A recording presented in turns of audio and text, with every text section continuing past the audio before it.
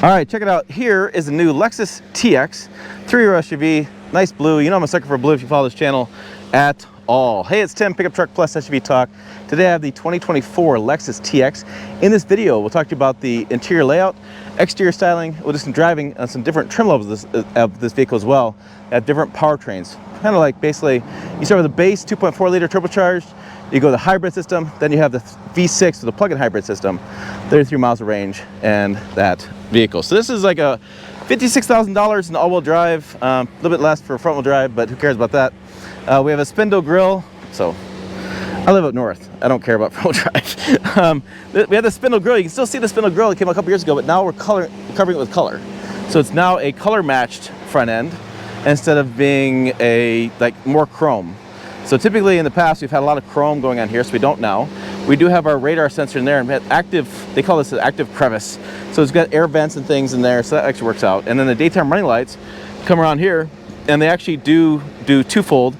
They are turn signals plus LED lights. And some models will have some fog lamps back in here, which is what we have here. And then we'll come around the side, you can see the side profile, right? So it doesn't look like it's that much longer than say the RX, but parked next to each other and you can see like the back corner half is a lot bigger. Just a longer profile. We have the bylines that go in, the blue. We have a panoramic moonroof in this one. They don't do sunroofs, they have to go all the way or nothing.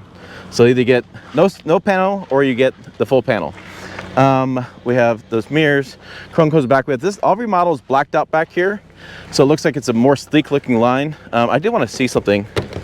I don't know if I can. I'll have to open it inside. I want to see what the fuel is like. These are the tires. I believe they're premium fuel only. Let's take a quick peek while I'm looking over here. See if we can't find the opening for the gas. All right, let's try this. Let's open that real fast because I am curious. And so it is premium and leaded fuel only. So this is 13 more horsepower than the Grand Highlander, which is the same powertrain as this is, but it's because it's premium fuel only. So you'll hear me say that a lot. This is basically a Lexus version of a Grand Highlander, which is a new 3-row, longer Toyota vehicle. But this look different, like I said, with Lexus. We have little arrow fins here that actually create disturbance along the side and keep it send more in the lane. Come around the sides, we have the Lexus in the back, or excuse me, the back side. We'll have Lexus spelled out. There's your exterior looking in. This is a TX 350 all-wheel drive. Back in this third row, I'll show you a video here in a minute when I'm getting in and out, but this actually is supposed to sit 7 carry-on rollerboard bags. So you could haul a bunch of cargo back here. And the 350 and the 500, which is the hybrid, 350's gas, 500's hybrid, they will have real spare tires that are back down in there somewhere. And in the 550, they have the tire inflator kit. Just keep weight down. They want another tire in there. So we push that down. So there, and we have controls with seats going down. And there is, I should show you this one more time. I'm going to double check this one because we saw it in the 550 in the presentation this morning, but they said they had power back here. And we do. We have a power plug cigarette lighter in there. Some of the trim levels, they have a full 110 volt plug-in back there. So a little bit different setup in this 350. So you just gotta spend more dollars, and get more plugs. Second row, I'm not going to get too much into this, but this is we have our bags here. You can see that room there. You can see the panel back in here. Again, I'll show you the video on the third row there, and then these fold down. Most of the trims will have bucket seats with a removable storage bin. I'll show you that as well. We have USB-A's, and we have the vent controls. Everything's USB-A these days, so they're changing to a new style of USB. It's a newer USB. It's faster charging. It makes a lot of sense. So now we'll come into the front seats and take a look here. So what do we have going on here? We have kind of a two-tone look. I have this kind of white here. I have hard plastic up here, which is kind of interesting to see in a Lexus. Mark Levinson there. We do have some window controls, some seat, some mirror controls. This is how you open a door. You push it. It's got pedestrian kind of alert, so if a biker goes by, it doesn't let you out, and you can really pull it and override that if you had to. We have a power seats in here. We have, this is the new Lux leather. They do a semi-inline leather, and they do one more leather type interior. But this is the lower trim level as far as seats. We have the odometer, trip odometer, controls for brightness, the fuel door like you saw, the rear latch. I do have the engine compartment there. I have a little storage bin here. Set controls for the seats. I have your controls here for your radio controls and Bluetooth. I do have a heads-up display here, which I don't know if you can see it, but I'm kind of messing with it, and you control it here. It's interesting. I did some other videos on this. I'm basically going through a menu system and a heads-up display. So there's our controls there. We have the new infotainment system from Lexus. This has been in Toyota vehicles now for a little bit. The screen blends in. We have AC controls, heating, cooled seats, wireless charger, parking assist, wireless USBs there. One will be a data port, which is that one. The other one will be chargers. We have like a his and her kind of armrest. You can open it up, so I can actually open this and somebody can get their hands in there. Okay, then we have the Prius style shifter. You pull to the side and back and forth where you want to go, and then we have different train modes, a train mode, downhill assist control, auto start stop off. There are the vents. We kind of come around the sides, and there's the rest of that interior. So yeah, it's kind of a nice layout, plenty of headroom. Let's go ahead and get on the road, and I'll tell you how it drives in other models. This one I've driven out. It's a 350h. It was fine. I mean, plenty of horsepower for this vehicle. We were in changes. My driver partner changed the sport mode. Thought it was fine just in sport mode. A little bit more reactive for the steering wheel, a little better response. Normal mode would be a lot of people will drive in. Was fine. It's pretty smooth. A little more road noise you'd expect in this vehicle, but other than that, that's about the only feedback I can give you on driving it. All right, let's go check out more stuff at this first drive of the Lexus TX. Okay, let's check out the third row seating here in the Lexus TX. And ta-da, there it is. So much like the Grand Highlander, we have a grab handle here and we have a step here. Then the easiest way to get in here, there's a button on top of this. So there's a button on top of the seat, so you press this and it moves forward out of your way. So then we'll hop in the back of the third row. Get back in here. All right, and so I'm gonna pull the seat back to me. And again, this is the bench seat in the TX. You can get bucket, but this is the base bench seat. And then here is my seating position. So I am 5'7", 5'8" on a good day with boots on, and head height. So my head actually hits kind of high on here.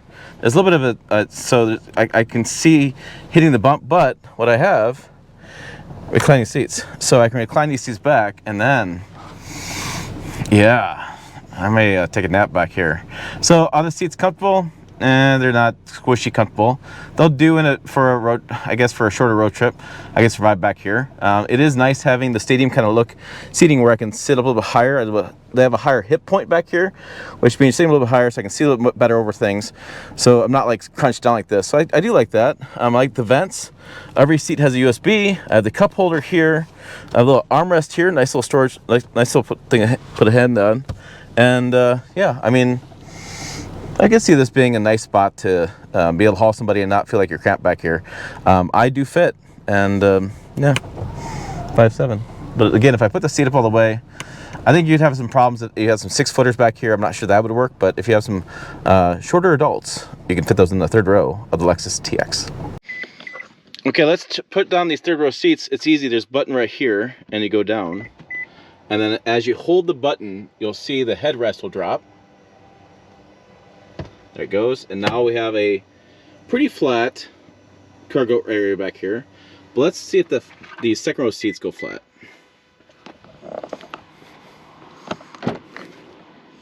Come around here, we have the button here.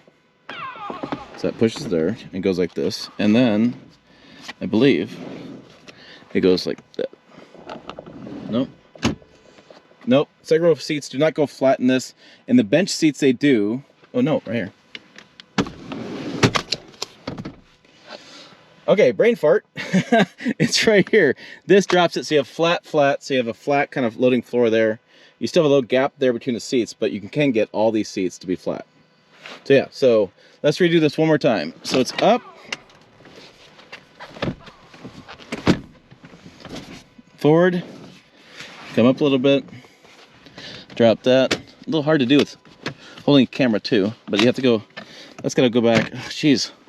So yeah, I gotta slide that back or this back or that, then it goes down, then it's in. So not so easy one-handed, but you'll have two hands, you're doing yourself, but that's how that all folds flat. Okay, exterior of the F Sport is simply this. F Sport.